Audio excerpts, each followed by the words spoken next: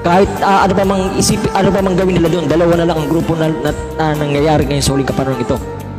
Ang paghiwalay sa mga trigo at sa mga panirang damo. Study the Bible and the message. Tapos, bawasan na lang yung pag-google tungkol sa vaccine, no? Kasi mostly nag-google ng marami is mga parang kung hindi fake news, is mga materials tong mga denomination na sa kapipilit mas lalong lumalayo, brad eh.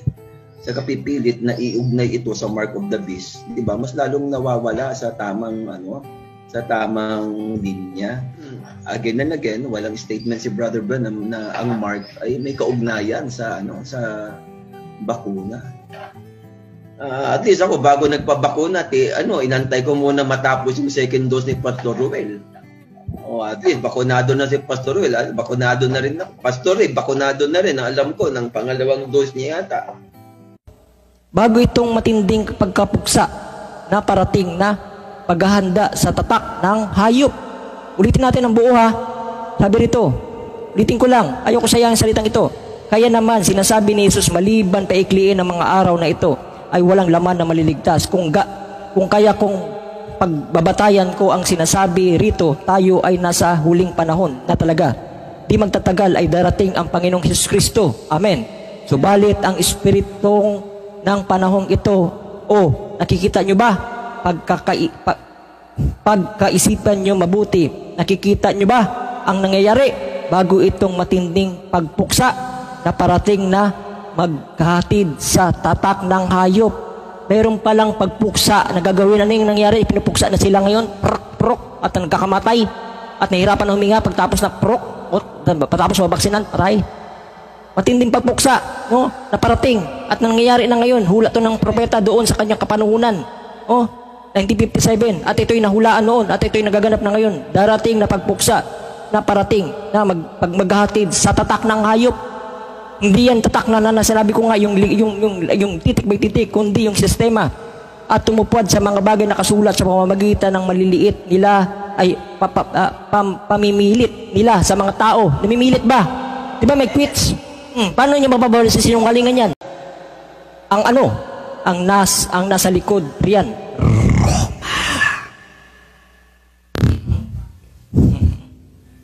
May ulo ba kayo? Mayroon. May ulo rin kami. Ang salita ay Diyos. Ang salita ay katuwiran. Kaya ang binhi at ang salita ay isa. Kaya ang katuwiran na nasa binhi ay ang katuwiran ng may akda ng salita. Bakit ayaw nyo sumunod sa katuwiran? Bakit wala sa katuwiran ang turo nyo? Dahil ang diablo ay ang kanyang ulo ay wala sa katuwiran. Sabi niya, ang ulo nyo doon sa Roma, ang sabi niya ay magpabaksin lang kayo ng 2 beses, pasok na kayo sa langit. May video ganyan, di ba? Napanood nyo na ba yan? Isang mapagpalang hapon po sa inyong lahat. Good afternoon po, and may God bless us all dito sa maiksing oras na ito. Napalive po ko bigla dahil meron po ako nakitang napaka-fresh na news. Nagbabrowse lang po ako dito sa aking computer, and I found out na talagang kumikilos po ang diablo talaga. And I want to read it in Tagalog kasi po tinranslate ko po ito. Nawa po unawain po natin na talagang nangyayari na po ang prophecy, na talagang si Pope Francis is not of God, pero kinakasangkapan po sa ng diablo para linlangin ang buong tao. At ito po ang sabi niya. So nasa English po siya, and then I did my best po para maunawaan natin lahat and translate it in Tagalog. Ito po ang sabi niya. Lungsod ng Vatican, sinabi ngayon ni Papa Francis na ipinagbigay alam sa kanya ng Diyos, na directly daw natanggap niya sa Diyos ang mensaheng ito. And this is a deception. Sa umpisa pa lang po, this is deception, my dear brothers and sisters. Pinagbibigay alam sa kanya ng Diyos sa isang bagong kinakailangan upang makapasok sa langit. So, hindi na pala si Jesus lang ang enough para tayo ay makaligtas, makapasok sa kalangitan, kundi meron daw bagong kinakailangan para maka-enter tayo sa kalangitan. Ang bawat isa, so no one is exempted, ang bawat isa ay dapat na tumanggap ngayon ng bakunang COVID-19 bago pumasok sa mga pinturang perlas. Ito po yung pearly gates. This is the gate of heaven. Mga kapatid, dito pa lang po malalaman natin, this is really deception. Deception, mga kapatid. Kaya magising na po tayo. Mga Catholic brothers and sisters, we love you, but you have to know the truth na you are misled by this false prophet, Pope Francis, mga kapatid. And magpatuloy po tayo. Napakahalaga nito para sa kaligtasan ng lahat ng mga tao sa lupa. Paliwanag ni Papa Francis. Alam natin na pinapapasok ng Diyos ang lahat sa langit dahil mahal niya tayong lahat at wala siyang pakialam kung anong uri ng kalokohan na ginagawa natin sa buhay na ito. This is deception. Hindi po hahayaang makapasok ng Panginoon ang kasalanan sa langit. Kaya nga po talagang manatili tayong matatag, matibay hanggang sa huli, ang sabi nga. And then, nagbibigay din po ito ng compromise sa mga taong namumuhay sa kasalanan, na ang sinasabi niya dito na hindi na kailangan mag-repent. This is very deception, mga kapatid, that even Jesus and all the prophets, ang sabi nila, repent, repent, magsisi na kayo dahil malapit na ang kaharian ng Diyos. And then sabi niya dito, ngunit dapat tayong mag-ingat sa pinakadakilang kasalanan sa lupa sa lahat.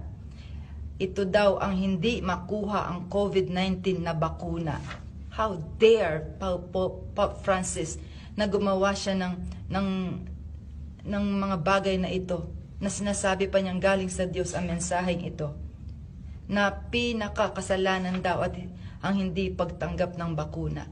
Sinong katatakutan natin, mga kapatid? Ang sinabi ba ng taong ito o ang sinasabi ng Diyos? Malinaw na malinaw po that Pope Francis is the false prophet that introducing the Antichrist, the mark of the beast, mga kapatid. I'm telling you with all the truth, ito po ay para sa kaligtasan at kaluluwa ng bawat isa. Again, malapit na pong ma-release ang COVID-19 vaccine. It's up to you, mga kapatid. After all ng aming mga ginagawang pagbabanta sa inyo, it's up to you kung tatanggapin niyo po ito o hindi. All we have to do at ang kaya lang po namin gawin ay balaan po kayo. Na huwag po kayong mag-a-accept ng anumang klaseng bakuna. Because COVID-19 is a very curable, mga kapatid. Halos 96%, it is curable. So no need for this unknown vaccine, mga kapatid. No need. Our life is at stake. Our soul, our salvation is at stake. It's in stake, mga kapatid. It's in risk, mga kapatid. Mamaya po, pipicturan ko ito at basahin po ninyo, unawain po ninyo, and I hope and pray that the wisdom from the Lord Jesus Christ be revealed at maunawaan po ninyo that this is deception, this is lies na magbubulit po sa atin sa impyerno at wala na makakapagligtas po sa atin because we have decided ang ating kasasadlakan. Ipinapaalam sa akin ng Diyos, ang sabi ng false prophet na ito, na hindi kanya papapasukin sa langit maliban kung nakatanggap kayo ng dalawang two dosage ng bakuna, na ligtas na bakunang ito. See how they twist ang mga bagay-bagay. Ang anunsyo ng Santo Papa ay dumating habang pinupursige ng mga namumuno sa buong mundo ang mga mamamayan na tumanggap ng bakuna. Inaangkin ng mga sayantipiko na ang bakuna ay hindi nakakapinsala sa sinuman at hindi ka maaaring gawing zombie o anumang kakaiba tulad nito. My dear brothers and sisters, marami na po ang mga side effect, maraming namamatay, marami ang mga nagkakaroon ng mga source sa talampakan nila, pero hindi iyan talaga binabalita, tinatago yan, kinoconceal, na talagang fina-fact check po ng mga media dahil ayaw nilang malaman ng mga taong katotohanan. Dahil ang nais po nila, lilangin nila ang buong mundo. Kaya sa pilitan, sabi po sa Biblia, sa pilitan nilang tatatakan. Mga pabata, matanda, mayaman, mahirap, para-pareho na lang po ngayon, mga kapatid. Mark of the beast is not just a mark. This is a system, mga kapatid. Ito po ay bagong sistema na kung sawa na tayo dito sa mga kaka-lockdown, sawa na tayo sa mga nangyayari, almost a year na tayong walang kalayaan, then kung gusto nating bumalik sa normal, ang vaccine lang po ang magiging paraan para maging normal. But our life, our life will go directly to hell, mga kapatid, dahil tinanggap natin ang marka ng dyablo. Friends, please open your heart, open your eyes and minds sa katotohanan ito. At nangingialam na talaga ang Santo Papa. Ano ang pakialam ng religion dito sa scientist? Kasi po, kuntsa-kuntsaba sila. Please understand na nandito na po ang nanliling lang sa buong mundo. Sinabi ni Pope Francis na ang pagtanggap ng parehong dosage ng dalawang turok ng mapagkakatiwala ang bakuna ay kaagad na magpapalaya sa...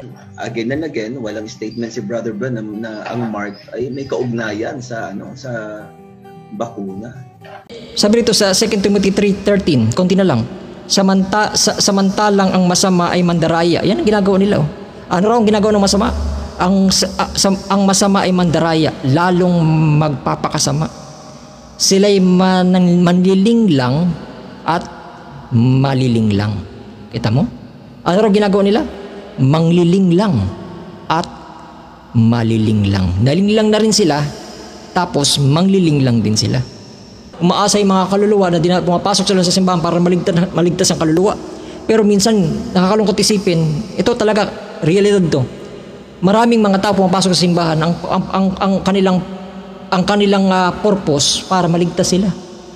Pero minsan, nakakalungkot isipin, pumapasok sila sa simbahan, pero mismo ang mga pastor nila nanghihila sa impyerno.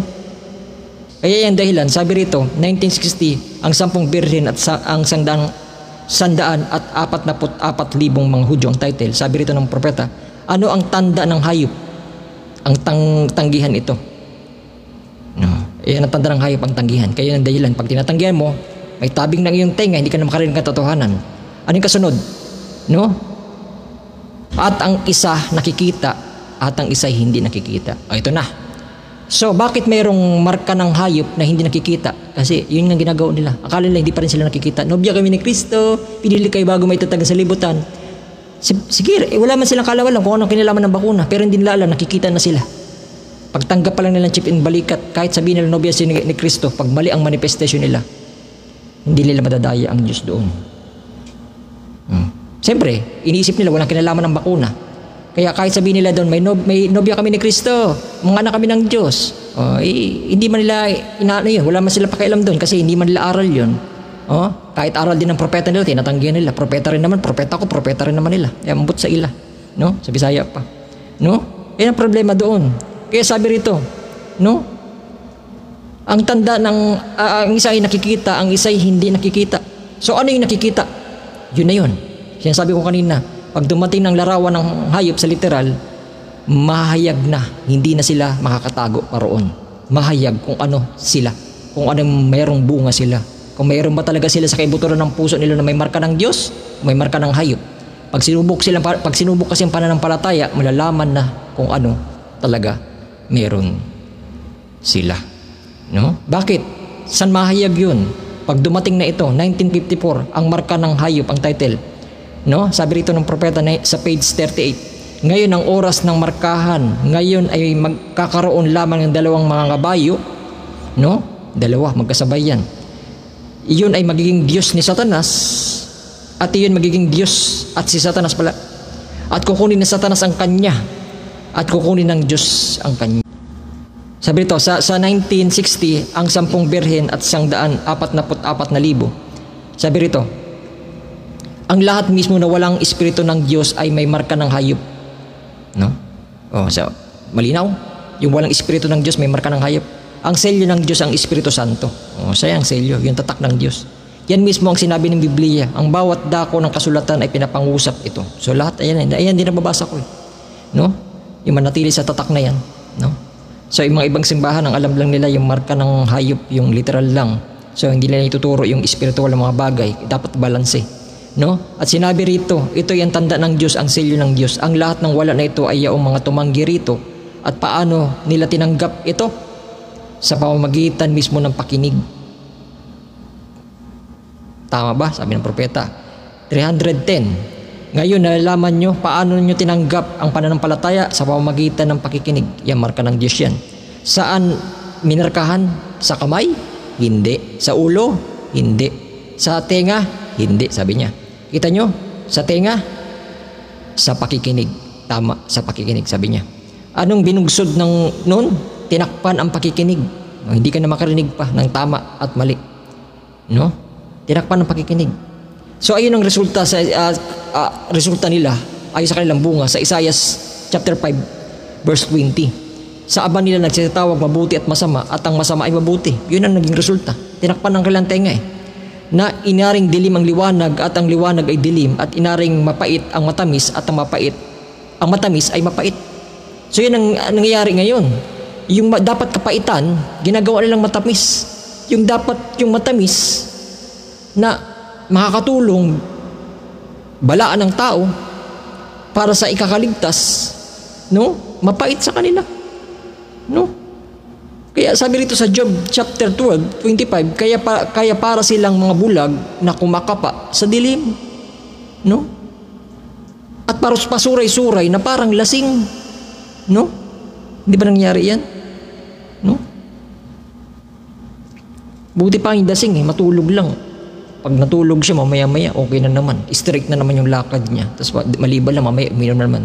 Or suray-suray na naman yan. Mga lasing sa spiritual, matulog ka, pagising nila, ganun pa rin. Bro Joy, hindi mo ako pasuray-suray. Pasuray-suray ka naman sa espiritu. Yan ang problema. At least ako, bago nagpabakuna, inantay ko muna matapos yung second dose ni Pastor Ruel. At least, bakunado na si Pastor Ruel. Bakunado na rin ako. Pastor bakunado na rin. Alam ko, ng pangalawang dose niya yata. Diba? Conspiracy theories, yan ay matagal ng problema yan. Hindi lang ngayon. Yung conspiracy theory at anti-vaxxers, matagal ng problema yan. So, ngayon, na-revive lang dahil merong pandemya. Ang tanong kasi, alin bang bakunang nilalabanan? Bakuna ng COVID o bakuna ng dengue at bakuna ng tigdas? Na dati meron dito, Denvaxia, meron na dito. Matagal nang meron bakuna. So, anong bakuna bang ipinoprotesta itong mga kasama natin? At nakakalungkot nga dahil mukhang unsound ang understanding ng mga kasama natin dun sa message. Yung report ni Pastor Benji na nahati sa dalawa, hindi dapat magkaganyan. Pero napakalaking responsibility kasi ang teaching natin sa church. Ang mga followers natin, mga tupa natin, sumusunod lang sa pastor yan Kung ano sabihin ng pastor, abay, may pagpapahalaga sila dyan. Isaiah chapter 9:16, kaunti na lang. Sabi ito, sapagkat sila'y nagsisipatnubay, ano magiging bunga ng pasuray-suray, Barjeho? Bakit mo naman sinasabi yan? No? Ito ang bunga magiging reaksyon nila sapagkat sila nagsisipatnubay sa mga bayan at sila nagliligaw. Lasing, di ba yung lasing? Pare, nang tayo rito, pare. Nangahanap ng karamay. Huwag mo kung hayaan ako lang uminom. Makisama ka, pare lasing. May dadaan doon, makikidaan. Pag gusto mong dumaan dito, kailangan magtagay ka muna. Naalala ko, nagano pa, minsan nakadaan ako sa mga sulok-sulok ng mga squatter. No, pinipilit talaga ako uminom. Kailangan makisama ako pag ganun-ganun. Tumakbo ako na mabilis. Mga lasing, hindi mo makahabol yun. Kahit magtakbo-takbo sila doon, matutumba sila, lasing sila. Ayaw ko uminom Pipilitin ako. Kailangan makisama ka sa amin. Pag hindi ka sumama, hindi ka makalabas dito ng buhay. Bagbantaan ka. Ganun ang ginagawa nila. No? Naghanap sila ng karamay. No? Di ba ganyan yung mga lasing? Naghanap ng karamay. Sila ang lasing sa pananampalataya. Naghanap pa ng karamay. Kita mo ginawa nila sa membro. Pastor ako rito, lasing ako. Kaya kayong mga membro, dapat maging lasing din kayo. Kaya ganyan nangyari sa mga membro nila. Pastor lasing, pati membro lasing. Kaya sabi rito, walang personal, nangangaral lang ako. Ganun lang talaga ang salita ng Panginoon. Kung tinatamaan kayo, di kayo ngayon. Kung hindi, di mabuti. Sabi rito, ay nangyari sa kanila sa Isaiah 9:16, sapagkat silang nagsisipatnubay ng bayang ito ay sila'y nangaligaw. At sila'y nagsisipatnubay ay napahamak. Kita mo? Binigyan ng alak Imbis na ang pastor lang sumusuray, lasing, pati membro naging lasing. Kung tinanggap ko yung alak na yon, na sinunod ko na hindi ako makakadaan doon, pag hindi ako minom, pati sana ako lumabas doon sa squatter na yun, na pasuray-suray na rin. Minsan kailangan mong tumakbo ganun din sa spiritual. Pag alam mo, tinuturuan ka na ng mali ng iyong pastor, takas! No? Ang dakila natin pastor ang ating salita, ang may lalang ng lahat ng mga bagay. No? Kung hindi ka pinapatnubay ng tama mula sa salita ng Diyos, takas. No? Pag ikaw'y tumatakas kahit na mali, Diyos-Diyosan mo yung pastor. Kaya dyan sila naiinis, na inaagaw ko ang tupa. Ay ba, kahit naman mga sinabi kong tumakas kayo rito, pag hindi kayo makikinig sa akin, wala naman akong pakialam kung hindi kayo makikinig sa akin, dahil ang galing sa Diyos, babalik sa Diyos. Tapos sasabihin nyo, pinagbibintangan ko, inaagaw ko yung tupa nyo. Bakit pumapasok ba ako sa mga simbahan nyo? Hindi nga kayo nagpapasok sa mga joint fellowship nyo, tapos sasabihin nyo, inaagaw ko yung tupa nyo. Simon nyo, anong klaseng pag-iisip yan? Oh? Tapos dahil inaagaw ko, ang alam nila, inaagaw, nangangaroon ka sa live, inaagaw mo na ano, bakit? Alam nyo, sa sarili nyo, sa buddhi nyo, na ang salita rito sa ministry ito, nakaka-enlightenment? Inaamin nyo? Kung peke ito, kahit anong salita ng salita rito, hindi ito nakaka-enlightenment dapat. Dapat, wala lang sa kanila, ibabrowse nila. Ganon, galaan lang.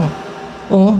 Bakit pinipigilan nyo? Bakit kami mga member dito? Sister Beaches, Sister Cherry, manood din kayo sa iba.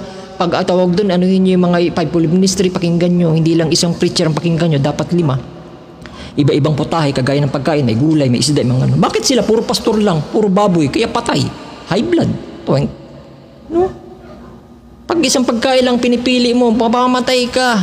Kaya pinadala ang fivefold ministry para kumain ka ng 5 kaloob. Kaya sabi ito, na may buong daya ng kalikuan, sabi ito, tapos na yan. Sapagkat sila nagpatubay ng bayan, ito yung nangiligaw, at sila nagpatubay yung napahamak. No? Hindi ko na mababasahin, 2 Thessalonians 2:10, nabasa ko na yan kanina. So dito tayo. Ngayon ano nangyayari sa kanila? Bakit napahamak? 2 Timothy 3:7 hanggang 9. Oh, bakit?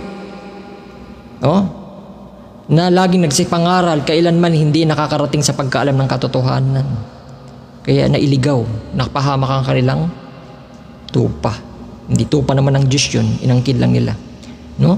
Paano? Nilalabanan nilang salita ng Diyos na kung paano si Janres at Janis nagsilaban sa kay Moses, gayon din ang mga taong ito nagsisilaban sa katotohanan ng mga taong masama ang pag-iisip. Hindi ba masama yun? Nangangaral lang ako rito tapos pipigilan nyo pag hindi nyo kayang tulagsain sa physical dahil malayo kayo, Manila kayo, nasa Cebu ako, ipawablock nyo yung Facebook. Ba, sa Diyos na kayo manood yan. Subukan nyo pa i-block to. Tingnan ko lang. Nilagyan ko na yan ng verse, Isaiah 41:9. Ano? Kaya, hindi niya pipigilan ang pamamaraan ng Panginoon kung meron siyang tawag doon, gusto niyang sumigaw. Ganun ang ginagawa ng mga Pariseo sa panahon na yun. Si Jesus sumisigaw, pinipigilan nila, kaya nga pinapatay. Kaya nga pinapako nila sa krus. Kasi si Jesus gusto nilang pigilang sumigaw. Pag ikaw pinipigilan mo ang isang nangangaral o nagwa-warning, mga bagay na imbis na matuwa ka, pipigilan mo, ibig sabihin, panibagong Pariseo ka. Ayaw pang aminin. Magiging lingkod ka lang ng Diyos, lingkod pang Parisis. Bergeo, pwede bang hindi na lang Parisis? Pwede bang sa grupo ni Jesus? Sige. Di mag-tawag doon, i-promote kita. Sige. Hindi ka na lang Pariseo. Kasama ka ni Jesus. Si Judas kasama ni Jesus hanggang dulo. Pero pinagkanulo si Kristo. Bakit naman ganun, Bergeo? Pwede ba ako maging Jesus? Si Jesus na naging nanindigan hanggang sa kamatayan. Pero ikaw pinagkanulo mo ang iyong sarili sa bakuna. Paano kang hindi magiging Judas? Tanggapin mo na Judas ka. Kasama ka ni Kristo, sige na, in-upgrade na lang kita. Gusto mo yan eh. Sige. Kasama ka ni Jesus. Pero si Jesus si Judas wala sa grupo ng mga Pariseo. Si Judas nasa grupo ni Jesus.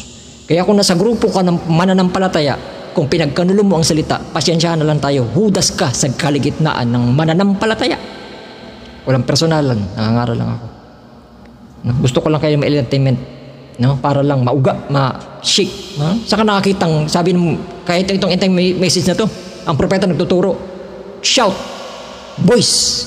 Ano pa isa? Trump. Saan ka nakakita na preaching na bulong mo lang tapos trumpet, gamitin mo lang yung ukulele ukulele para hindi maingay. O kaya yung yung turutot na maliit. Trumpet nga isinisigaw ang salita ng Diyos, no? Tawag doon, pinagsisigawan. Pag-uuga talaga to, pangliliglig to, bahala na kung sino. Kung sa Diyos, makikinig sa Diyos, ang di sa Diyos, hindi makikinig. Sabi pa ni Jesus, nakaamong na yung palakol, no? Ang sa Diyos ay makikinig, ang di sa Diyos ay hindi. No? Hayaan mo sila, no? Kung sila ay sa Diyos, sila ay makikinig sa Diyos, no? Matanggal ang dapat matanggal, no? Kaya, kung nanatili ka Ang Biblia nagsabi, hindi ako niyan. Hanggang sa wakas, sila maliligtas. Kung bumitaw ka, idadamay mo pa ang salita ng Diyos. Hindi mo pwedeng gawin yan. Sabi dito, lagi sila pangaral, hindi nakarating sa kapag-alam ng katotohanan kung paano si Janus at Janus nagsilaban kay Moises, gayon din ng mga ito. Nagsilaban sa katotohanan, mga taong masamang pag-iisip, mga itinakwil ng tungkol sa pananampalataya. Ngulit sila hindi makapagpatuloy sapagkat mahayag sa lahat ng taong kanilang kamangmangan. Ang mga followers natin, mga tupa natin, sumusunod lang sa pastor yan eh.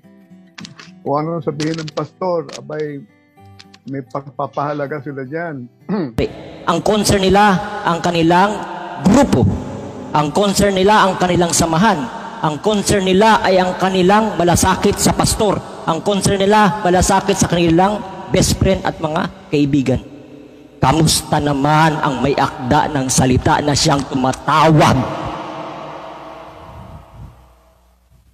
Sagutin nyo yan.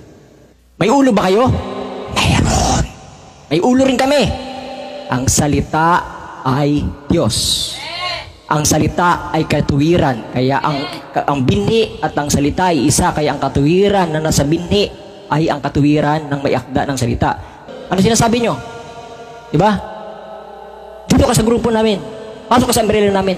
No? At pag nandito ka sa grupo namin, nandito lang kaligtasan. Bantayan nyo yan. Ayan ang Antikristo. Hindi nyo na pa namamalayan. Stay in the line, back to the word. Hindi ito nagkataon na pinadala ng Panginoon 2019 nagsimula. At ngayon, patuloy pa rin nagbababala.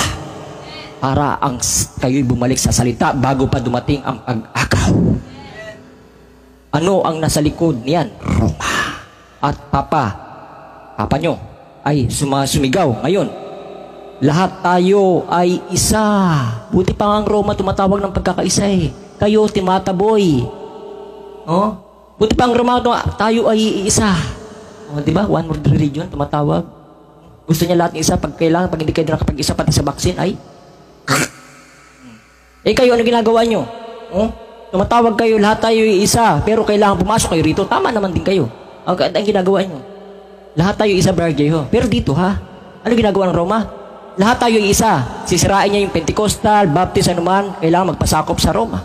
Wala nang religion. Sa kanya na lahat. Siya may hawak. Iisa. O, ano rin ginagawa nyo? Jeho, tumigil kayo dyan sa Cebu, huwag ka na mangaral. Pumunta ka rito, lahat tayo iisa. O, ang kanilang iisa, kailangan po magpasakop sa kanilang grupo. Gising. Buko. Si Satanas.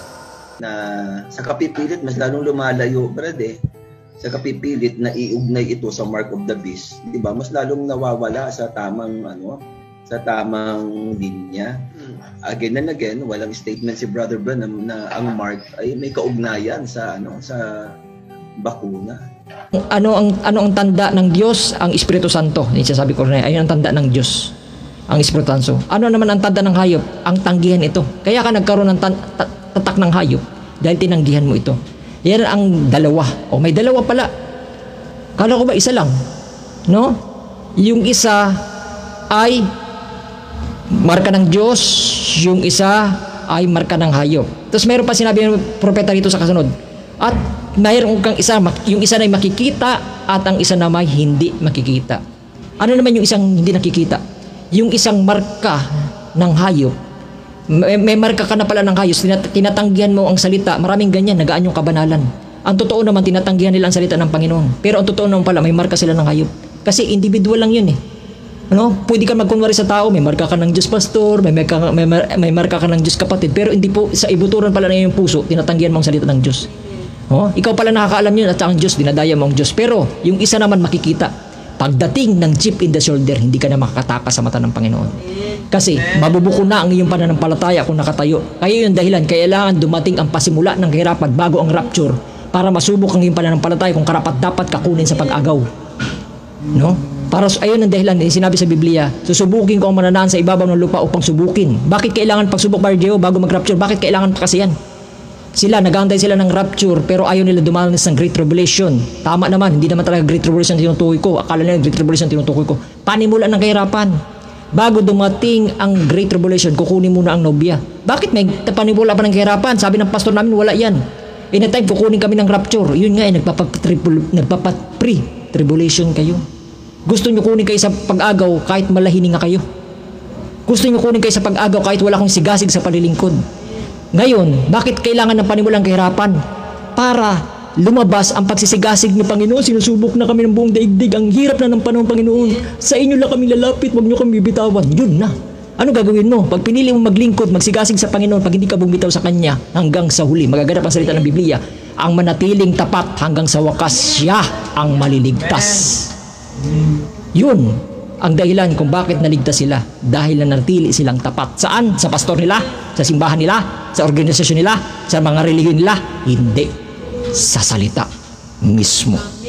That's it, the Lord. Amen. Purihin ng Panginoon. No? 1957, tinupad ng Diyos ang kanyang salita. Subalit ang espiritu ng panahong ito, nakikita nyo ba? Oh. Nakikita nyo ba? Nakikita nyo ba mangyayari? Papasok na ako sa climax. Bago matinding pagpuksa. Amen. Sino nagsalita ito? 1957, tinupad ng Diyos ang kanyang salita. William Marion Branham, yung propeta natin.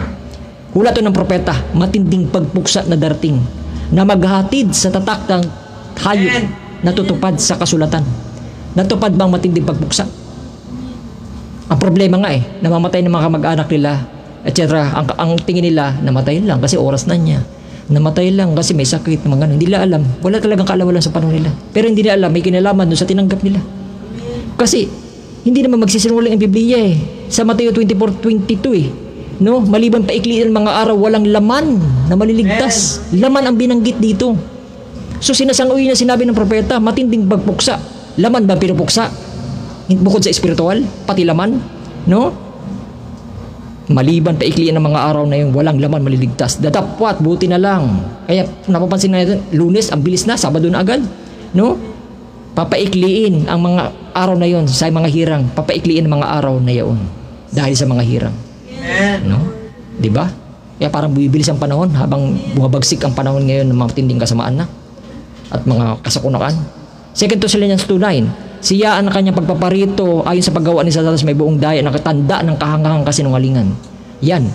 Kaya sila nadaya kasi dinaya sila ng kahangahangang kasinungalingan. Humanga pa sila. Imbes na humanga sila sa warning ng Diyos, nakakahanga talaga ang Diyos. Binibigyan kami ng babala bago ang paglipol. Humanga patuloy sila sa kasinungalingan. Salamat sa bakuna, wala kaming COVID. Baligtad. No? 1965, huwag manalig sa iyong sariling unawa. Ngunit kapag ang aking tinig ay pinatahimik ng kamatayan, ang tape nito magpe-play pa rin, makikita nyo ang aking sinasabi ay natutupad. Inulit ko lang sinabi kanina, bakit? Idudugtong ko kasi rito 1962. Hula to ng propeta, makinig. Mag-focus kayo, pakinggan nyo. Sa mga nanonood, pakinggan nyo. Kung hindi ito sinabi ng propeta, no? Pakinggan nyo. 1962, ang susi sa pintuan, ang title. Sabi niya rito, anong pandarayan ni Satanas? No? Sa kanya pagpaparito ayon sa paggawa ni Satanas, may buong kapangyarihan, tanda ng kahangahangang kasinungaling. Bakit? May kahangahangang kasinungalingan. Araw at gabi silang gumagawa hanggang makahanap sila ng bakuna. Rito, ito'y masama. Mamatay tao. Ano raw? Kaya pala sinabi niya, matinding pagpuksa na darating. Masama daw yan, pero tinanggap nila, mga pastor pang iba. Dinamay pang kanilang membro. Bakit? Bakit masama? Ano ba meron sa bakuna? Nagpabakuna, nakagat ng aso, nagpabakuna ako. Narabis ako, nagpabakuna ako. Iba ang bakuna noon, iba ang bakuna ngayon. Kinukumpara nila. Kasi bakit ano ba mayroon ngayon sa bakuna ngayon? Sabi ng propeta 1962, ang pagwawakas ng panong ebanghelyo, isang bagay na nakatakdang mangyari, ito yung hula ng propeta, isa, na hinireject nila. Kapag nakita mo ang isa na may chip sa kanyang balikat. So ang bakuna na yun, hindi lang pala bakuna basta-basta. Chip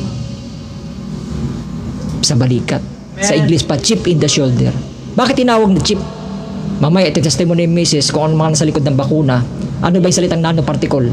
Liquid na bakal para magkaroon ka ng connection sa 5G. Para pag hindi ka makabenta, hindi ka makabili sa araw na sa Great Tribulation. Malalaman mo rin yan. Dahil pag hindi ka sumampalataya, may iwan ka naman No? Isang bagay na nakatagdang mangyari kapag nakita mo mga bagay na si chip sa kanyang balikat. Ngayon, chip. So may nanoparticle kaya tinawag na chip. Ikukunik.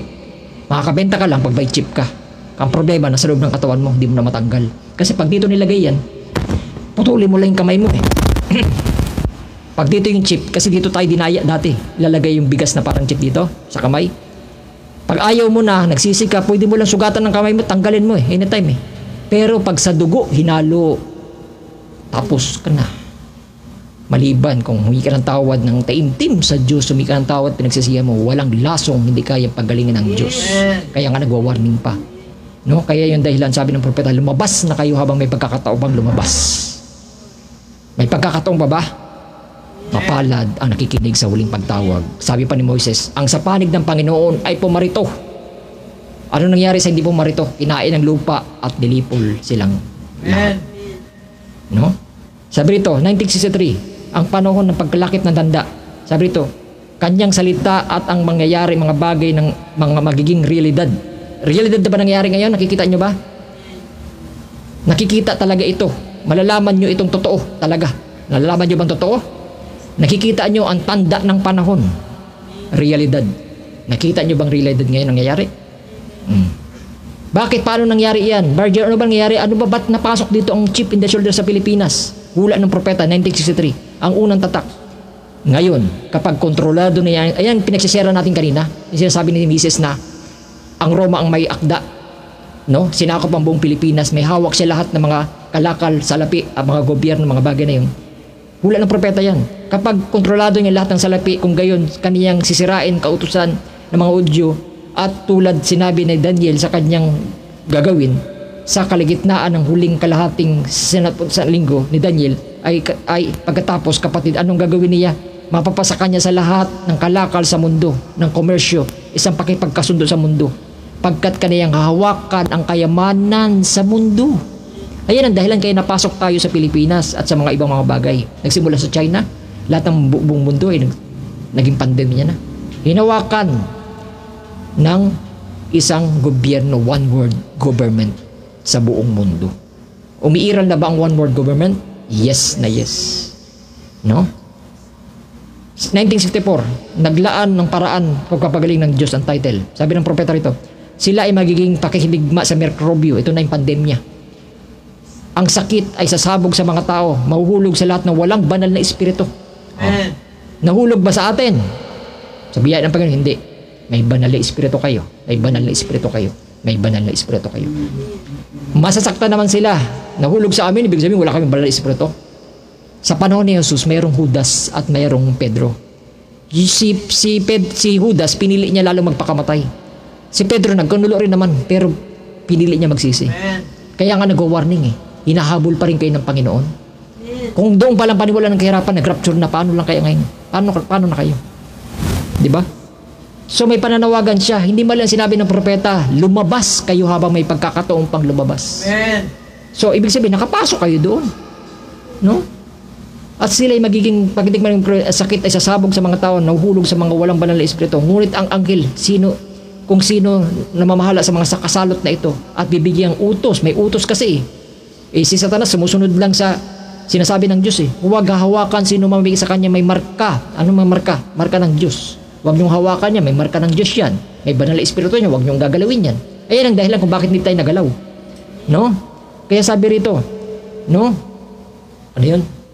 Sabi niyo, sino may utos na huwag hawakan, sino man, kanino man may marka. Bakit? Gaano karami ang uri ng guro ang kailangan nating maging kapatid upang makuha ang iglesia magiging kondisyon na yun? Nagalimbawa ang propeta rito. Sa darating na araw, hinulaan niya, ang immune ko ay masakit sa braso. Mula kung saan tinurok ng doktor ang karayom. Ano ba yung karayom? Di ba bakuna? Upang subukin, isolate ako sa fever. Sa iba pa, sinasabi ko sa kanila, hindi ko kailangan niyan. Pero ang mga pastor, kailangan daw nila. Pero sabi ng propeta, hindi ko kailangan iyan. No? Ngunit sinasabi ko sa inyo kung anong gagawin ng Diyos. Ang Diyos ang kukuha ng isang serum at ito'y tinatawag na banal na espiritu. Ayan ang dapat ang kunin nila. Pero ang kinuha nila, bakuna. Nakakalungkot, mga pastor sila. Kinuha nila, bakuna. No? Ano ginawa nila? 1957, ang ikalawang pagpaparito ng Panginoon title. Sabi ng propeta, wala nang natitira pa pag-asa para sa simbahan. Ayan dahilan. Bakit? Nandoon sa simbahan mismo ang tumatakbo sa salita Wala nang pag-asa para sa simbahan sa labas ng pagpaparito ng Panginoon. Biro mo, pumaparito ang Panginoon pero sa simbahan mismo walang pag-asa. Nakakalungkot. Di ba kaya nga tayo pumapasok sa simbahan para magkaroon tayo ng pag-asa sa Diyos? Bakit? Ginagabitan ng kasangkapan ng dyablo ngayon ng mga simbahan para ilayo sa Diyos mismo. No? Hindi ko naman nila lahat, pero karamihan ganyan. Wala lang natitira sa pag-asa, sa paglabas ng kaparito ng Panginoon sa mundo, sa mabangis na pandemonyak na kondisyon, ganap na wala ng kontrol. Ano ba yung pandemonyak? Pandemic. No? Ngayon, ano ginagawa ng mga kaiglesia at mga hindi rin? Halo-halo na. Oh? Wala na itong sinasabing born again ka pa, Protestante ka, Pentecostal ka, anti-message ka. Wala na sinasabi rito. Sabi rito, 1962, Communion, ang title, sabi ng propeta sa 105. Yan ang problema ngayon sa mga tao, yan ang problema sa iglesia. Napakarami natin pangsanggol na itinuturo na telehuliya na gawa ng tao. Di ba gawa ng tao ang bakuna? Telehuliya na gawa ng tao hanggang tadtarin tayo nito. Di ba may first dose, second dose, third dose sila. Ang kailangan natin ay bakuna ng Diyos. Amen. Sa pamamagitan ng salita ng Panginoong Diyos.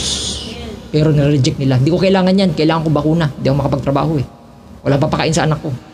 Yun ang problema. Pumapasok ka sa simbahan, hindi ka pala sumasampalataya sa Diyos. Kabag-abag.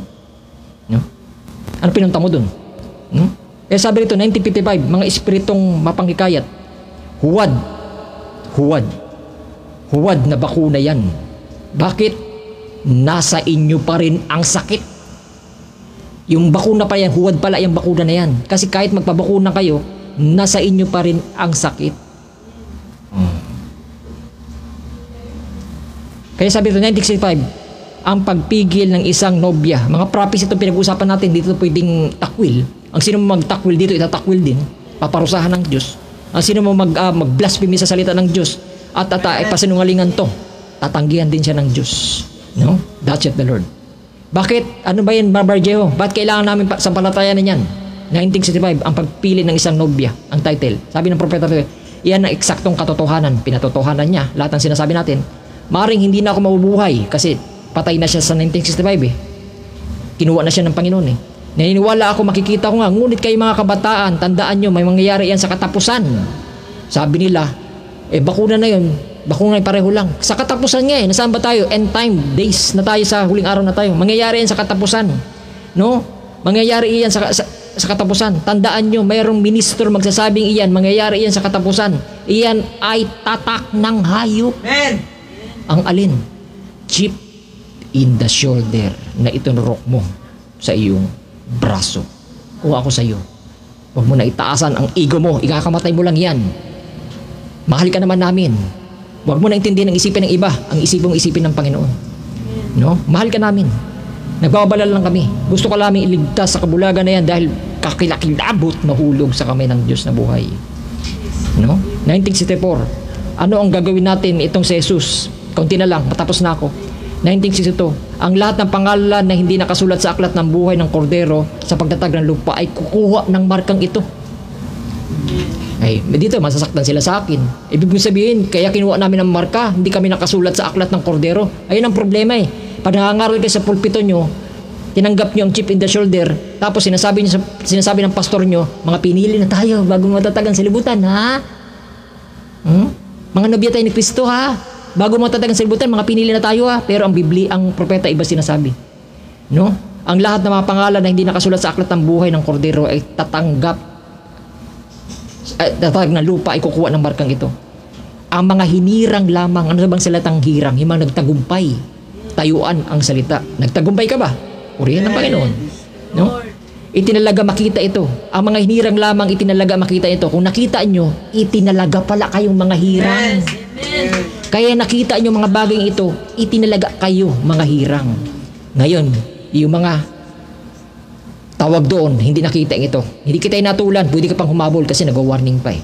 Kung nakita mo na, maaring nadaya ka, pero ngayon nakikita mo naman ang salita. Ay, nakita ko nadaya ako pero nakikita ko ang salita. Totoo nga, amen. Magsisisi ako, may pagkakataon pa. Humabol ka na. Nakita mo rin, pareho pa rin yung nakita mo. Kasi ang talagang walang bahagi sa aklat ng buhay, ayaw pa rin magsisi kahit nananawagan ang Diyos. Matigas pa rin ang puso hanggang sa kahuli-hulihan. No? Pero kung ikaw pumalag ka sa pagkagapos na yon, may pagkakataon ka. No? Walang condemnation dito. Ang condemnation nagsisimula sa sarili mo pag tinanggihan mong salita. No? Ulitin ko, mahal namin kayo, nag-warning lang kami. No? Ngayon, Romans 13:1, patapos na ako. Ang lahat ng kalulula, ito, magbibigay ako ng halimbawa. Kaya sinama ko to rito, kasi ito lagi nilang mga rason eh.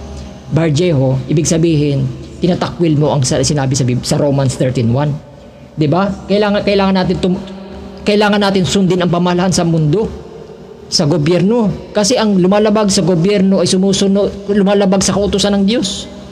Kasi sabi naman sa Romans 13:1, ang bawat kaluluwa ay pasakop sa mataas na kapangyarihan.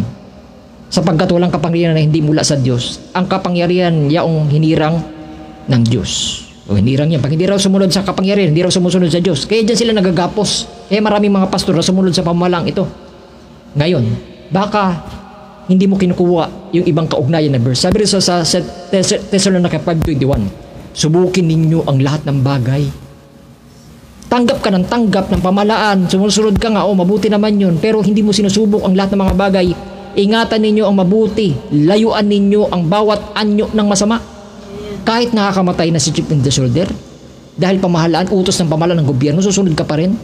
Kung may pastor nga nito, kukunin mo yung laman, tapon mo yung buto, paano pa kayo pamahalaan ng gobyerno? Lahat ba ng gobyerno ay hindi meron bang gobyerno na hindi korap? O mas marami ang korap? Ganyan sa pastor, mas maraming korap eh. Kaysa sa totoo eh. Gobyerno pa kaya? Kukunin mo ang mabuti. Tama, yun, sundin mo yun. Hindi ko inignore yan. Kunin mabuti. Ngayon, kasi baka pag hindi mo kinuha ang mabuti, ang mangyayari sa ito ay ito. Baka ito ang bagsak mo. 1965, ang bini ng pagkalis at ang tao na nakipagkompromiso tungkol sa salita ng Diyos ay siyang katotohanan. Taglay niya ang pakunwaring pananampalataya. Ibig sabihin, ayaw bang aminin, nagkukompromiso ka lang.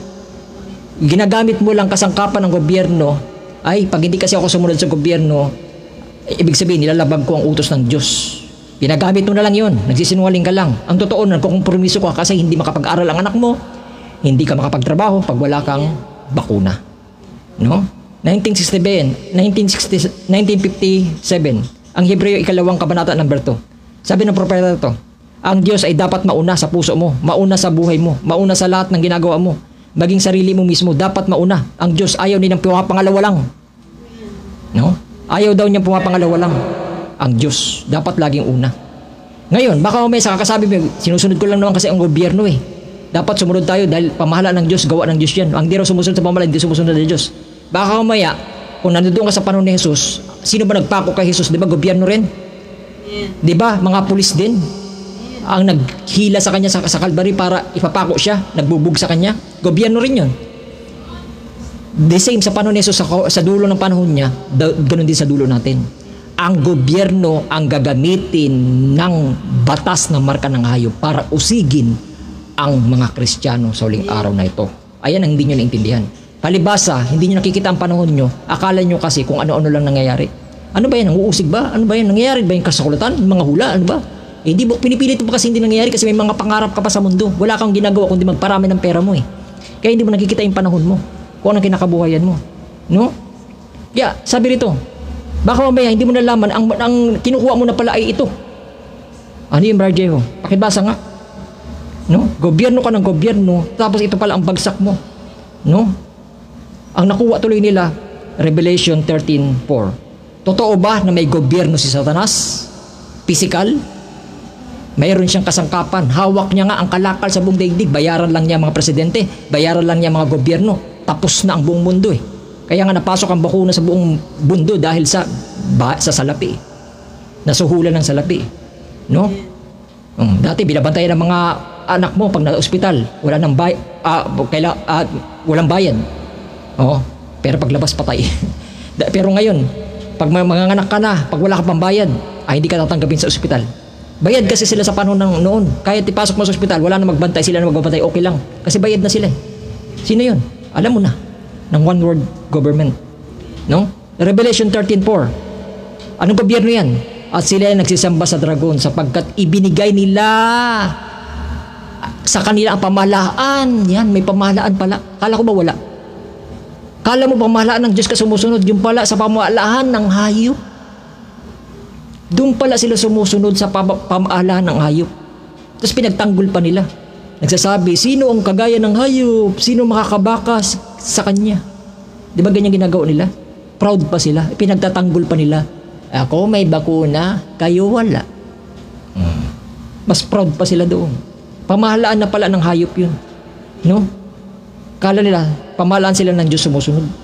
Ecclesiastes 9:12, sapagkat hindi rin naman nalaman ng mga taong kanyang kapanahunan, kung paano ang isda nahuhuli sa masasamang lambat, kung paano ang mga ibon nahuhuli sa bitag, gayon din ang mga anak ng tao nasisilo sa masamang panahon, pagka biglang nahuhulog sa kanila. Biglaan ba? Pero yun, nabigla kasi ako dun. Bigla ng pandemya naman, no? Nabigla ako dun. Mawawalan kasi ako ng trabaho. Nabigla ako. Bigla talaga. Kaya nga sa tawag sa ibabaw ni Biblia maging handa kayo sa bawat panahon. Kasi bigla talaga. Ito pang minawarning ko sa inyo bago magtapos. Patapos na ako. Alam nyo ba ang rapture bigla rin? Amen. Baka malaman nyo na lang. Nasaan na yung nag-warning? Bakit hindi na? Siguro napagod na. Oh? Ba't hindi na nagla-live sa Barjeho? Puntahan ko nga sa Cebu. Alam ko kung saan nakatira yun. Hinahanap nyo. Wala na. Wala na. Wala na. Ang mga totoong nobya ni Kristo. Inagaw na sa pag-agaw. Amen. Bakit? No? Bakit?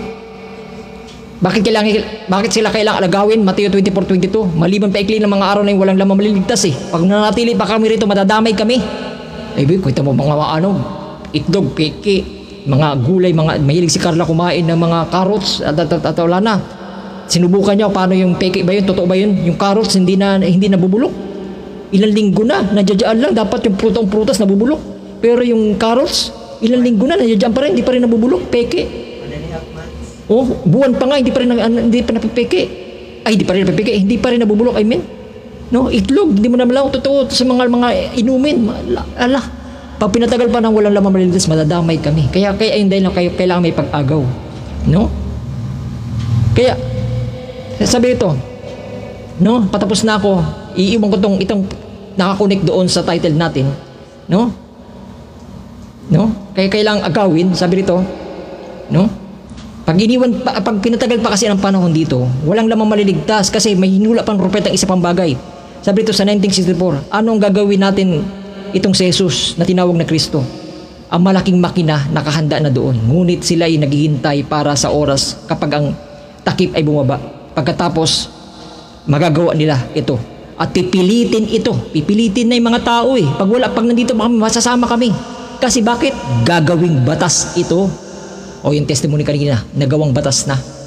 Tapos na, nagawang batas na. Anytime, implement na yan sa buong daigdig. Gaano nakalapit ang pag-agaw? Sobrang lapit na. No? Sobrang lapit na. No? Kaya sabi rito, 1965, ang binhi ng pagkalihis. Hindi kayo maaaring manatiling sa labas nito. Kayo isang lumabas dito. Kung hindi, papasok kayo rito, walang tutungo sa kaligitnaan, iyon. Magiging tatak ng halimaw. Walang tao makakabili, makakabenta maliban sa kanya may tatak. Nagtataglay ng pagkalihis. Ngayon, manatili kayo sa labas nito. Lumabas kayo rito. Takasan nyo ito. Takasan nyo. Ayun pala ang sinabi, takasan. Sila hindi pa rin nagsisatakas. Napuputol na halos ugat namin sa kakasigaw para mag-warning sa inyo, pero hindi pa rin kayo nakikinig para tumakas. Sabi ng propeta, lumabas na kayo rito. Tumakas kayo, lumayo kayo rito. Ang Diyos na sinasabi niyong pinaglilingkuran ninyo, siyang wawasak sa inyo. Amen. Kaya sabi rito ng propeta 965, ang Eden ni Satanas ang title. Sabi niya ito, ang huling tawag, lumabas na upang agawin ang nobya. Bago pa siya makapasok diyan, sapagkat sa sandaling natanggap mo na ang marka ng hayop, mahatulan ka na, hindi ka na makakalabas pa rito. Iyan ang dahilan, lumabas sa kanila, bayan ko, bago pa makapasok sa kanila. Kita nyo, lumabas na kayo sa kanila, bago pa mahuli. 1965, ang presensya ng Panginoon, sabi rito, ngunit ang at sa gitna ng lahat ng mga ito ay isang babala sa mundo, sa paghatol, handa hampasin ang mundo anumang oras ng Diyos, gumagawa sa kanyang huling tawag bago pagdating. Tandaan, kung tatanggihan nyo ang awa, walang matitira sa paghatol. Iyan ang magagawa mo. Kung lumampas ka sa lumampas hangganan ng awa, wala nang matitira kundi paghatol. Kaya ang Diyos na bago pa gumawa siya ng anumang dito sa lupa, lagi siyang nagpapadala ng babala. Kaya ang dahilan, nagpapadala siya ng warning. 1960, ang kapanon ng Iglesia Philadelphia, ang nobya ay aagawin na at ito'y lilisan na at babalik muli ang kabigatian. Bueno, malaking kabigatian mangyayari sa harap ng buong mundo. Ayan ang title natin. Junk in one title. Kukunin ang nobya, lumisan na at babalik muli ang kabigatian. Bueno, malaking kabigatian mangyayari sa buong mundo. Pag naiwan at kinuha ng nobya, ano mangyayari sa mga naiwan dito? Papasok na ang Revelation 13, 1963, ang unang tatak. Magaganap na, hawak niya ang kalakal sa buong komersyo, kalakal sa buong mundo. No? At ano mangyayari? Pagkatapos, ang tanda ng hayop ay papasok na. Walang sino makapagbenta, makakabili, maliban sa kanyang mayroong tatak ng hayop. Tumuktok ang propeta ng 3 beses. Ibig sabihin, that's it, the Lord yun. Again and again, walang statement si Brother Branham na ang mark ay may kaugnayan sa bakuna. At least ako bago nagpabakuna, inantay ko muna matapos yung second dose ni Pastor Ruel. At least bakunado na si Pastor Ruel, bakunado na rin ako. Pastor Ruel, bakunado na rin, alam ko, ng pangalawang dose niya yata. Diba? Conspiracy theories, yan ay matagal ng problema yan, hindi lang ngayon. Yung conspiracy theory at anti-vaxxers, matagal ng problema yan. So, ngayon, na-revive lang dahil merong pandemya. Ang tanong kasi, alin bang bakunang nilalabanan? Bakuna ng COVID o bakuna ng dengue at bakuna ng tigdas? Na dati nang meron dito, Denvaxia, meron na dito. Matagal nang meron bakuna. So, anong bakuna ba ang ipinopotesta itong mga kasama natin? At nakakalungkot nga dahil mukhang unsound ang understanding ng mga kasama natin dun sa message. Yung report ni Pastor Benji na nahati sa dalawa, hindi dapat magkaganyan. Pero napakalaking responsibility kasi ang teaching natin sa church. Ang mga followers natin, mga tupa natin, sumusunod lang sa pastor yan eh. O ano sabihin ng pastor, abay, may pagpapahalaga sila dyan. Ang concern nila, ang kanilang grupo. Ang concern nila, ang kanilang samahan. Ang concern nila ay ang kanilang malasakit sa pastor. Ang concern nila, malasakit sa kanilang best friend at mga kaibigan. Kamusta naman ang may akda ng salita na siyang tumatawag? Sagutin niyo yan. Labanan natin yung ganitong kaisipan. Labanan natin itong fanaticism, no? Hindi lang maging neutral, kundi labanan natin talaga itong ganitong kaisipan. At i-discourage ito sa mga kapwa natin na ministro at ipangaral natin, idiin natin sa mga tao, no? Kung ano yung conviction natin. Dahil ito ang itinuro ng propeta ng Diyos. Pag di kayo nagpabakuna, mamamatay kayo. Tama ba ang propeta ng Diyos? Tama siya. Again and again, walang statement si Brother Branham na ang mark ay may kaugnayan sa bakuna. At least ako bago nagpabakuna, inantay ko muna matapos yung second dose ni Pastor Ruel.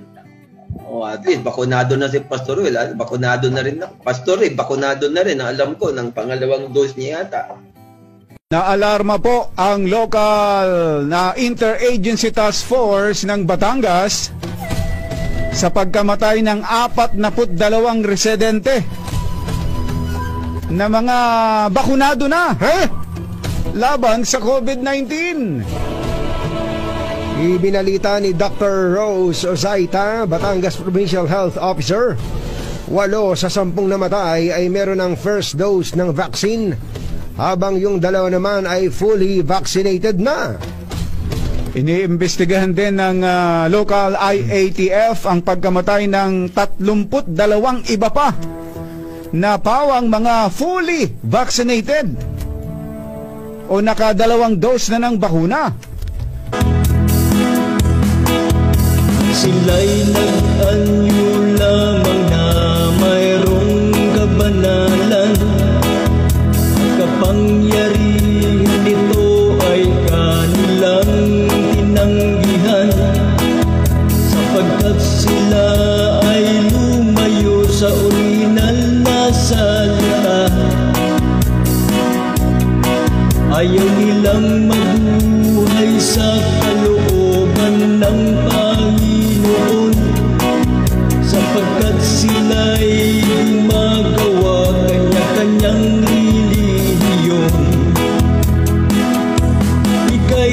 bumalik na sa salita. Sundan mo kalooban niya. At ipapa-update ko lang si Mrs. sa huling mangyari sa huling araw na to. Anong updated niya tungkol sa bago ako matapos. Ginagawa ko to tuwing natatapos ang preaching para malaman nyo kung ano yung nagaganap sa huling araw na to. Yung sinasabi lang, tiwasay naman, normal naman. Tingnan natin kung normal talaga. No? Tingnan natin kung tama yung sinasabi ni Mark Ramos. Ano yun? Tama yung Mark Ramos III? Kung normal talaga ang panahon. Mag-update lang siya kasi mahilig siya mag-search sa panahon na naganap sa atin sa huling araw na ito. Kung ano na yung nangyayari.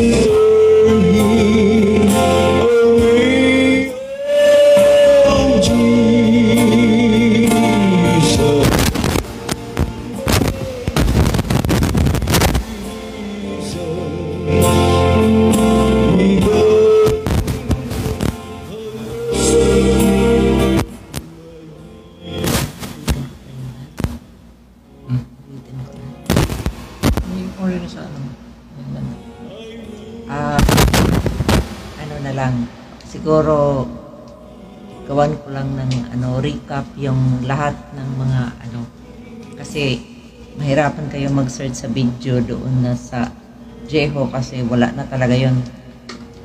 Binura na talaga yun na Facebook. Ganito lang, ang Vatican Church, marami po siyang mga connection. Marami pong mga Christian, madali lang sila madali lang sila mauga kung talaga ang bakuna ba ay marka ng hayop. Ganito yun. Para ito sa mga baguhan lang na pumasok sa account na ito, kasi yung isa na hindi mo na mahanap kasi yung video ang Vatican Church, marami siyang mga connection, marami siyang mga corporation, marami siyang mga agents, marami siyang mga institution. Kasi lahat po yan, yung pera ng Vatican, nag-invest po sila doon. At i-mention ko lang yung mga company talaga na pagmamayari ng Vatican. NASA and CIA ay pagmamayari po yan ng Jesuits. At sino ba ang Jesuits? Jesuits is Vatican Church. Ngayon, sabi ng propeta sa spoken word, sabi ng Diyos kay Propeta Branham sa spoken word, ang WHO or World Health Organization at United Nations ay ang ulo nila ay Vatican Church. Ngayon, ang gumawa ng vaccine para ito sa mga baguhan lang, para hindi sila mag-doubt kung bakit ito ay mark of the beast. Kasi ang gumawa ng vaccine ay CIA at ang CIA ay pagmamayari ng Vatican Church. The Jesuits. Baliktaran lang yan sila Kasi ang nag-run talaga sa Vatican Church ay Jesuits. Yung Pope na makikita nila, lang yan, dekorasyon lang yan. And then, ano ang laman ng bakuna? Ang laman ng bakuna, lahat po dyan, laman niya, puros po lason. And ang lifespan lang sa kapag meron kang bakuna is 3 to 5 years. Ngayon, ang laman ng bakuna, meron po siyang 55 metallic elements according to chart of elements. Kasi ang chart of elements, meron po yung 118 elements. Ang 55 dyan is metallic. Lahat po yan toxic. So, nilagay nila iyan lahat sa bakuna. Meron pong Hydra vulgaris, ang vaccine, ang bakuna, na kahit taddarin mo pa yan o lutuin, hindi po yan mamamatay. Ika nga, forever worms. Ngayon, meron siyang crisp na mag-cut po sa inyong DNA at i-connect yung DNA ng snake, yung venom ng snake. Meron po siyang luciferase na conductor po siya ng electricity, lightning, kaya po yung mga merong bakuna ay madali po sila, kumbaga nagkonduktor na po sila ng lightning. Tapos meron siyang graphene oxide na ginagamit po ito para makonect sa 5G. Tapos meron po itong yung yung crisp na kinakat niya yung DNA ninyo, kasi ang DNA ng tao is composed lang sa gene ng babae at gene ng lalaki. Ngayon, pag insert ng crisp, nagiging po ang inyong yung gene ninyo nagiging 3 na po gene kasi may gene yung vaccine na din, kasi bawat gene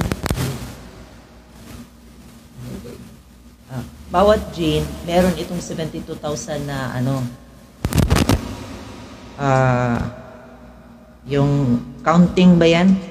Tapos sa gene sa lalaki at gene sa babae, meron yan bawat isa 72,000.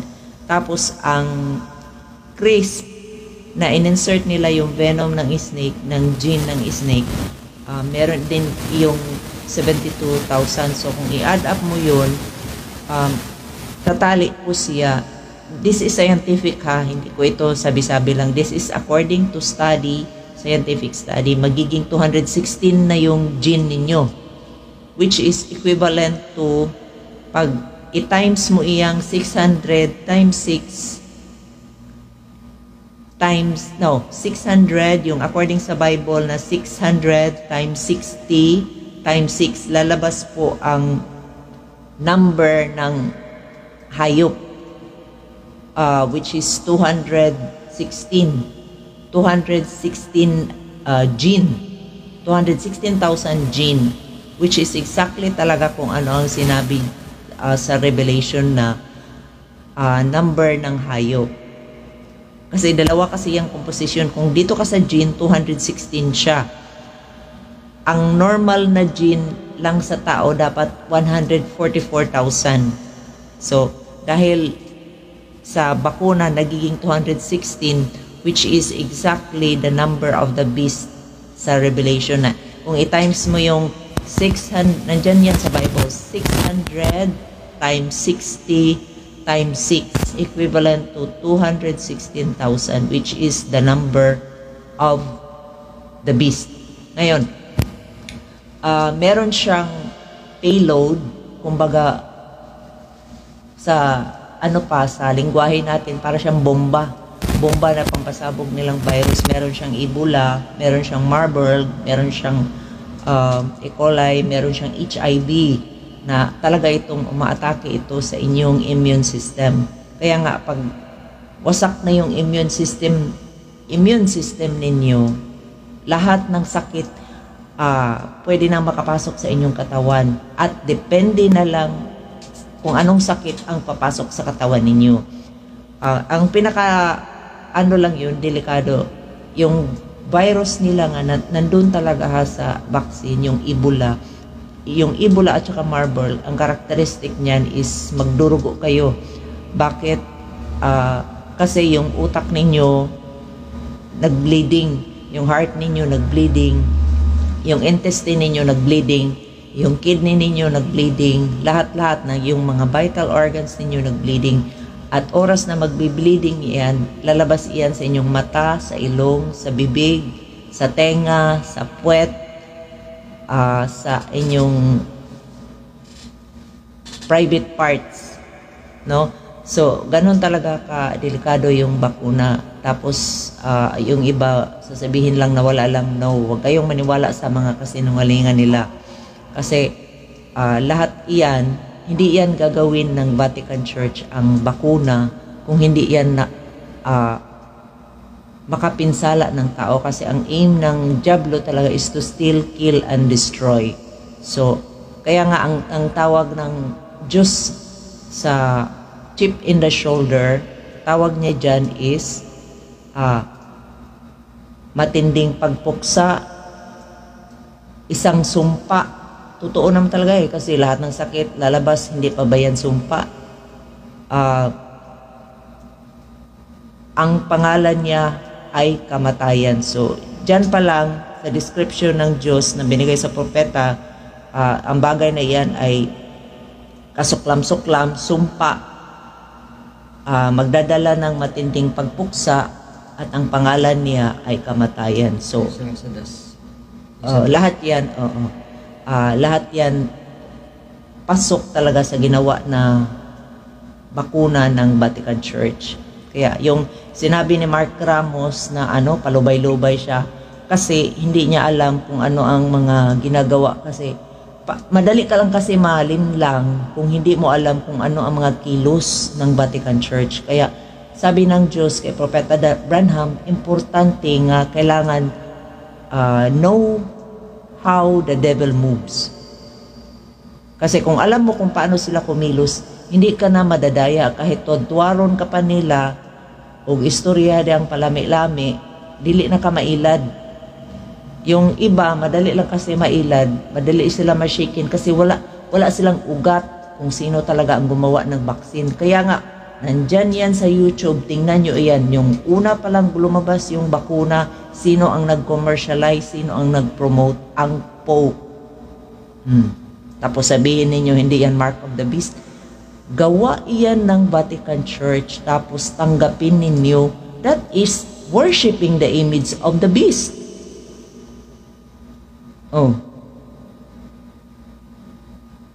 That's literally worshiping the image of the beast kasi gawa iyan ng ng Vatican eh. Tapos yung graphene oxide, magko-connect yan sa 5G. Oras na pinalakasan iyang 5G to 16 to 18 gigahertz, lalabas na yung mga sakit. Every time na palakasan nila, at palagi yan sila nagpapalakas ng 5G tuwing gabi. Kaya nga yung turnover ng sakit dahil sa vaccine, walang tigil. At saka yung mga tao, walang tigil sa kakamatay araw-araw. Hindi lang kasi yan na-i-report sa news, pero ang dami pong mga tao na mamatay araw-araw. Dito lang sa amin, ang ambulansya, everyday, siren ng siren. So, hindi yan normal. Kaya nga, wake up na po kasi ang daming nalinlang. Imagine mo nga, 90% sa population sa buong mundo nakakuha ng vaccine. Kaya ang 10% na lang na natira, ito na yung hinahabol-habol nila. At dahil itong 10% na natira, hindi ito magpapaloko ng bakuna eh. Kaya ang ginagawa na lang nila, lahat yung smart dust, yung smart dust pala, lahat yan, yung mga sa chemtrails, ang gumagawa din yan, ang NASA at ang CIA.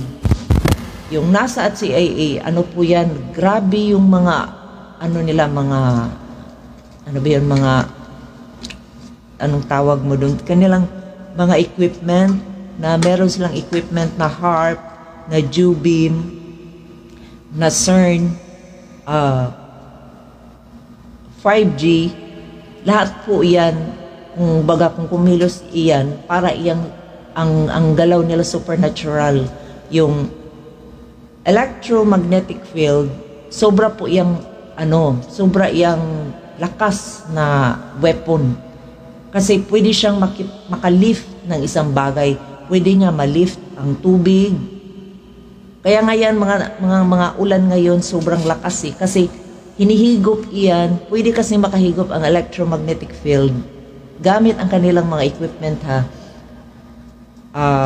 ng tubig papaitaas. Kaya yung ulan ngayon, hindi po yan talagang condensation galing lang sa dagat na normal. Hindi po, hinihigop na po iyan, ginagamitan na po iyan ng mga equipment ng electromagnetic field. No?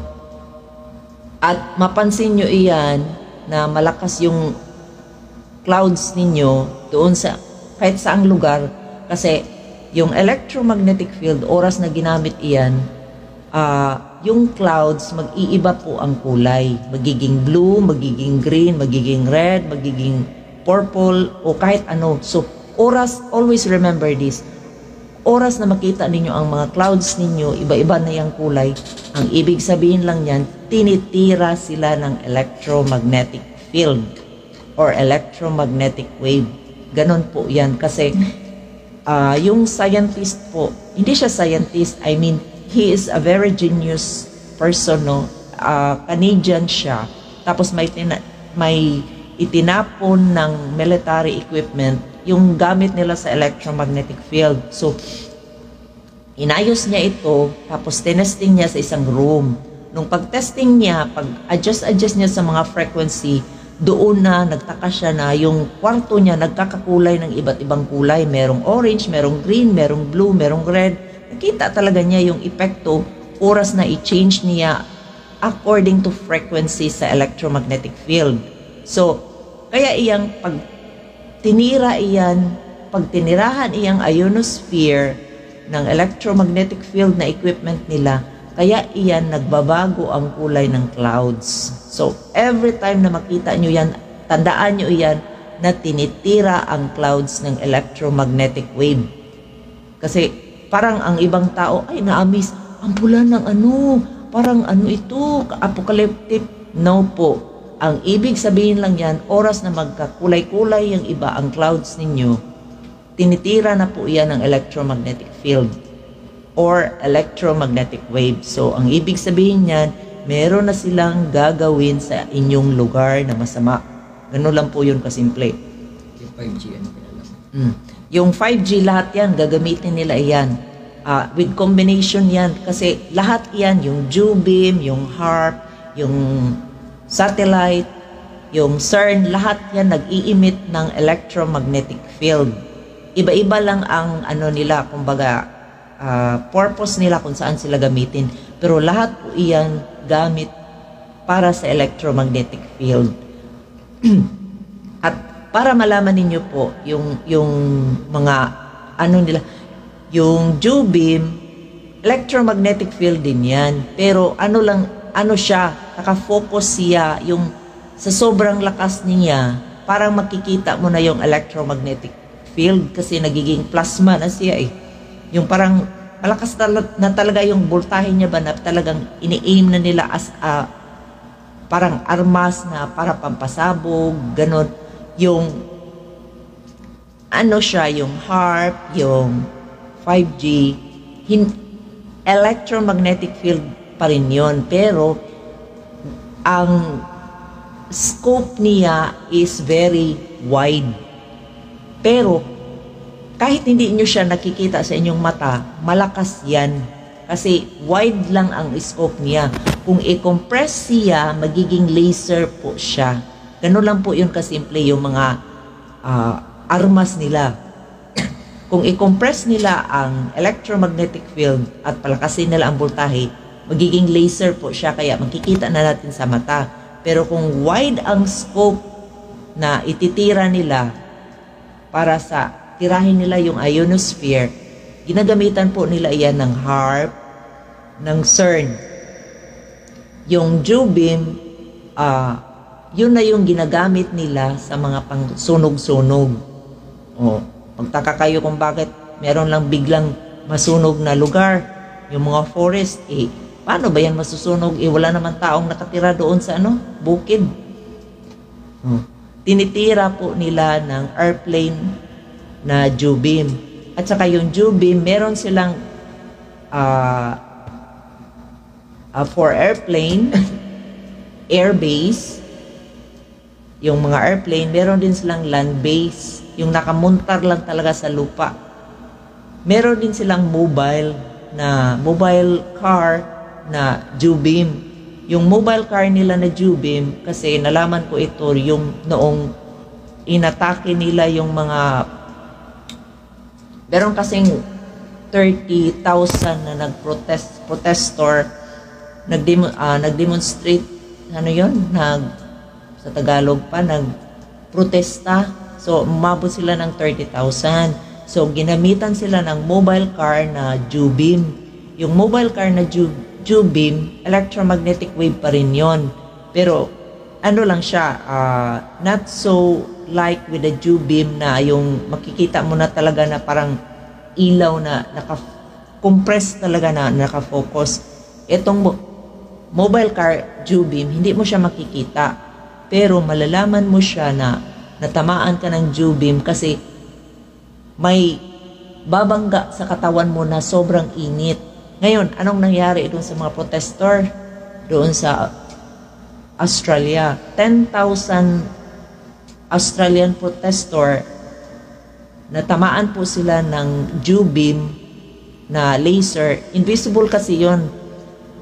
Kasi by level kasi yung frequency nila eh. Ang dami nilang mga level ng mga armas ng frequency. Ngayon, nung natamaan sila, Yung sunog sa California. yung natamaan sila, yung katawan nila sunog. As in, para silang natusta. Tapos, yung mga, kasi nabidyohan man sila eh, yung mga tao, para silang nalanta. Kasi ikaw ba naman matamaan ng electromagnetic wave, para kang, mauga. Mauga yung katawan mo. Parang lahat ng energy mo, hinihigop. Kaya, yung mga tao doon, para silang lantang-lanta, para silang mamamatay. Kaya, ganun po kadelikado ang electromagnetic wave or mga microwave galing sa mga equipment nilang 5G, CERN, Jubim, at lahat po yan, armas po iyan ng NASA. Yung ginamit sa California. Jubim. Directed energy weapon. Laser? Depende kasi yan. Ang dami nilang armas na Jubim na klase, hindi lang isa. Tapos, marami pong agents ang Vatican Church. Isa na po ito, ulitin ko lang, yung pagmamayari nila sa NASA at saka sa CIA. Tapos, ano ko po ito nalaman? Kasi meron pong manual ang NASA na ganun po kapal, documented po iyan. Doon po binanggit nila kung sino pa ang mga agents or mga establishment or corporation ng Vatican, ng Jesuits, ng Vatican Church. Yung inaakala ninyo na mga establishment or company or institution sa Amerika na tutulong sa inyo na mga sikat, like FEMA, DARPA, FBI, National Guards, Federal Reserve, ano pa yon, yung mga Pentagon, yung mga CDC, NIH, lahat po yan ay agents ng Vatican Church. Bakit maano sila? Bakit nagiging agent sila? Lahat po yan funded sa pera ng Vatican Church. I-research nyo yan. That is documented po. At ang iba po niya nagsasabi, galing po yan mismo sa mga ex-officer ng CIA. Kaya, kung alam mo talaga kung ano ang connection ng Vatican Church, kahit tuwaron ka pa nila, hindi ka malilito. Kaya yan si Mark Ramos III, dali lang siya matuwad-tuwad, mabaliktad kasi wala siyang alam kung ano ang mga connectionist ng Vatican Church. At isa pa, ito pa for the digitalization kasi si Trump nag-announce na siya meron na siyang executive order na mag-go na sila into full AI. Ano ba yung ibig sabihin ng full AI? Ang ganda, no? Full AI, artificial intelligence. Pero ang katotohanan po niyan, mahilig kasi sila sa mga bulaklaking mga salita, no? Pareha ng safe and effective. Mga, be careful sa mga ano nila ha, kaya magiging wise din tayo, no? Be careful kung meron silang sasabihin na maganda, hindi po yan maganda. Kasi itatago nila ang masama nilang gawa sa isang magandang words.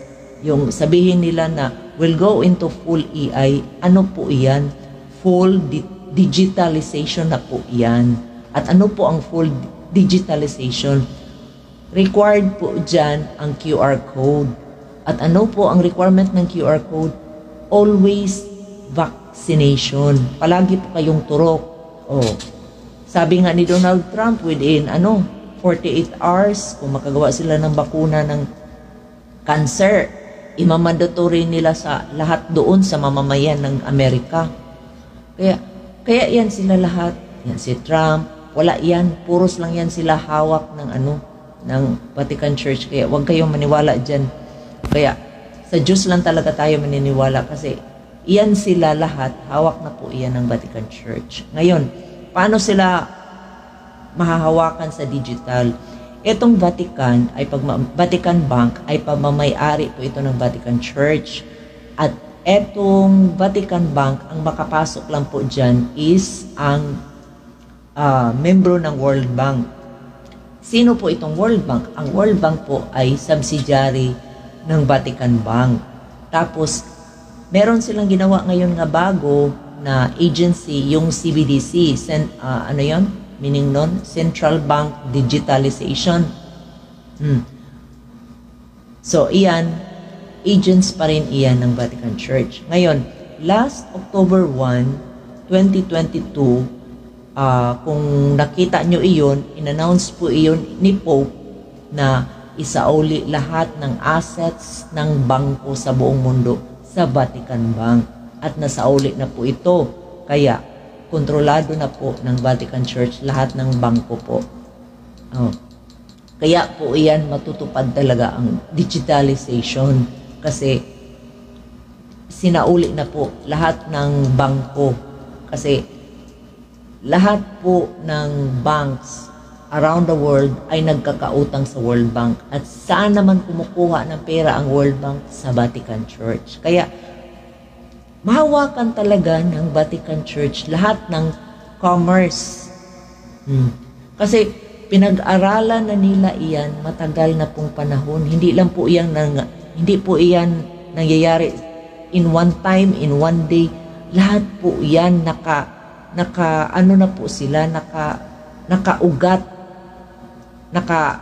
Kumbaga sa ating dialect, nakatisok na po sila long time ago, long years ago. Kaya po yan ngayon, sumasabog na po yung plano ng Beast Church talaga. Kasi ang dami niyang galamay eh. Ngayon, magtatanong kayo kung paano na forward yung bakuna sa gobyerno natin.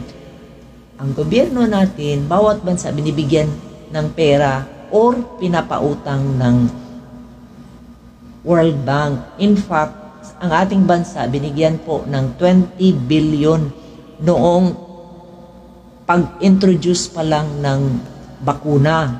Kaya nga si Duterte, hindi siya makasay, hindi siya makahindi kasi binigyan ng ating gobyerno ng 20 billion. Kaya yan, tuloy-tuloy yung pagpasok talaga ng bakuna, walang makahadlang kasi alam mo naman lahat iyan politicians, corrupt. Sinabi iyan ng Diyos sa propeta, lahat ng politicians, kahit sino ka pa dyan na principled na tao, oras na makaupo ka na doon sa Kongreso, sa Senado, lahat po iyan nabibili ng pera. Kita mo naman sa sa skandal nila na confidential fund nila, confidential fund nila, ilang millions yun, millions bawat isang congressman magiging matino ka ba naman noon, ikaw bigyan ng millions, almost 1 billion na pera na confidential fund. Yung yakap. Tapos, anong yakap? Anong yakap? Ipag-ibigay sa mga tao yung yakap. Oo, sige. Thank you, Han. Imo kong gi-remindan, ana. Ito rin yun, ha. Yung... Kinalaman yan dun sa... ito rin yun. Yung, ano pala, yung batas na, ni Sara Gisara. Ano ba yung kabuod ng ni Sara Gisara? Yung buod ng ni Sara Gisara, kasi na-implement na po nila iyon last November 5, 2023. Ang laman ng dokumento doon, oras na ma-implement nila legally and officially, which is they have done last November 5, 2023. Kaya ngayon ang mundo natin sobra ng kawindang. Bakit? Yung buod ng dokumento ng ni Sara Gisara, ang nakasaad doon, oras na maimplementa nila ang batas ng ni Sara Gisara, magkakaroon na lang ng one world government. So, isa na lang magmamando sa isang command na lang ang susundin ng buong mundo. Kahit iba't ibang presidente yan, isang command na lang. Kasi ang laman doon, ang maghahawak na sa one world government ay ang Rome. Nakalagay doon sa dokumento, ha. Tino-turn over na nila ang pamamahalaan ng buong mundo sa Rome. Kasi, bakit iyan nangyari iyan? Kasi, ang mundo talaga, yung according to commerce, is hawak iyan ng Rome originally. Lahat ng komerso.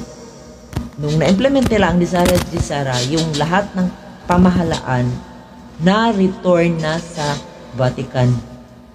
Kaya yan, so much powerful talaga ang Vatican kasi lahat pinapagalaw niya sa kanyang pera. At bakit niya nahawakan ang mga pharmaceutical sa Vatican? Kasi ang lahat ng pharma may major investor ang Vatican Church sa lahat ng pharma. Kaya iyang mga pharma na iyan, pag binigay na ng gawa ng vaccine ng CIA doon sa mga pharmaceutical, hindi sila makahindi. Kaya major stockholder nila ang Vatican Church. Kaya, susunod talaga sila. Ngayon, balik tayo doon sa ni Sara Gisara. Ang purpose ng ni Sara Gisara is magkakaroon, they will crush down the economy sa lahat ng bansa para pag wala ng trabaho, down ang economy, doon na nila ipapalabas ang universal basic income na saan ang requirements doon ay bakuna palagi. At kung hindi ka fa-follow ng kanilang protocol na within 3 months or 6 months na bakuna, tatanggalin kanila sa universal basic income. Ngayon, how true ang universal basic income? I heard from mismo sa tauhan ng barangay namin dito sa Kanhulaw, coming na po ang universal basic income. Galing iyan sa bibig nila, ha, mismo, narinig ko. So, kung akala ninyo, wala pong mga plano, walang ginagawa ang Vatican, no. At saka, isa pa, ha, ngayon, yung smart DAS na iyan, dahil ang mga, itong talagang 10%, hindi yan magpapaturok eh. Pwera na lang kung siguro mabili ng pera yung utak niya, magpapaano siya ng ganyan. Ang habol talaga nila yan, yung mga hindi pa nagpaturok, kaya inuhulog na lang nila, minimix nila sa hangin, yung smart dust, yung graphene oxide, kasi oras na masinghot din yan, papasok din yan sa katawan. So, kaya nga, sabi ni Lord, kung hindi talaga niya paiksin ang panahon, walang laman maligtas. Hindi naman kaligtasan ang sinabi doon, laman. Nandyan yan sa Matthew 24. Ngayon,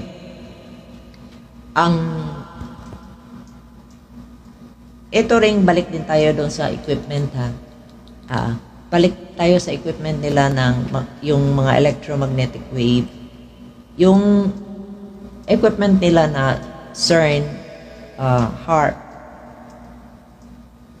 in combination of that, kasi hindi lang naman yan isa ang gagalaw eh. magsabay sa simultaneous yan sila i-on para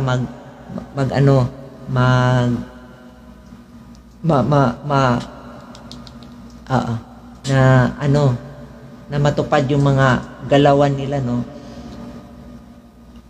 Nawala tuloy ako. Nawala tuloy ako. Sige. Nawala po ako kasi sige, next time na lang po. Update ko muna pala.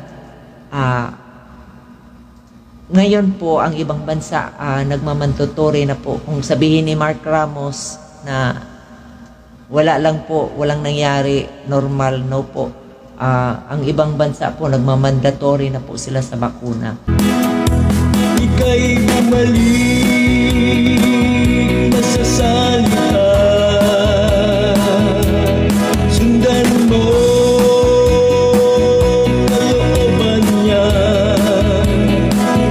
pagkat si Jesus siya ang daan at buong katotohanan. Ika'y bumalik na sa salita,